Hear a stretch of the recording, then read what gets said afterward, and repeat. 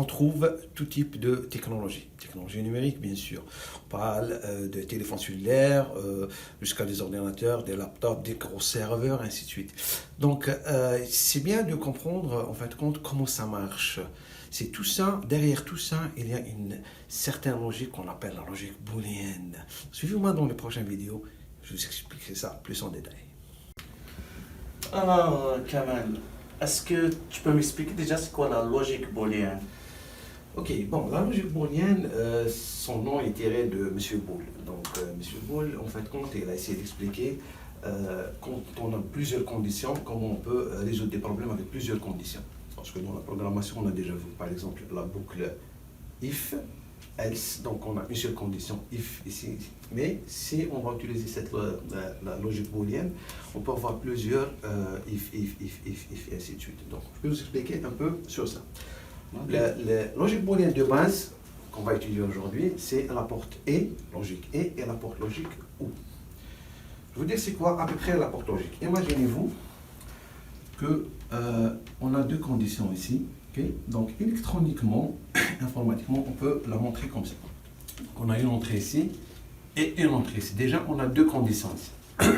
On va dire ça c'est des entrées. C'est A, ça c'est B. Okay? Donc on a des entrées ici. Et on a une sortie ici, S. On appelle la sortie.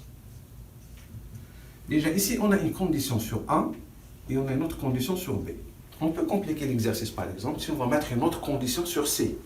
Donc je peux mettre ici, condition sur C, la sortie. On peut compliquer aussi plus l'exercice, on peut mettre une autre condition sur D. Ah, ça devient trop compliqué. Et ainsi de suite. Et ainsi de suite. Donc la logique booléenne, elle est basée sur ça. Donc on peut mettre autant de conditions qu'on veut. Déjà ici on a un B, C, D, on peut continuer comme ça. À chaque condition entrée, il y a toujours des résultats. Bien sûr. Est-ce un résultat? Bien sûr. Mais ici, il devient une entrée pour d'autres résultats. Bien sûr, pour d'autres, oui, ça devient une entrée. Quand on relève, ainsi de suite. Donc on peut avoir cette condition, plus cette condition. Si on va avoir 4 conditions, on peut avoir 1, 2, 3, 4. On peut avoir 5, 6, 7, 8, et ainsi de suite. Donc, c'est comme ça à la base. Donc, autant de conditions. On n'est pas limité juste, par exemple, avec une boucle if, else, ainsi de suite. D'accord? Donc, ça va s'ouvrir beaucoup de, on va dire, beaucoup de solutions et ça va être vraiment très large à programmer. Si on veut programmer des gros programmes, par exemple, dans les jeux vidéo, dans les choses, on a plusieurs conditions à mettre. D'accord? Donc, à la base, ça va résoudre le problème. Okay. Donc, nous, bien sûr, on ne va pas aller dans tout ça, on va expliquer la plus simple. Mais si on comprend la plus simple à deux conditions, on peut par extrapolation faire à 3, à 4 et à 5, ainsi. Donc, c'est la même logique.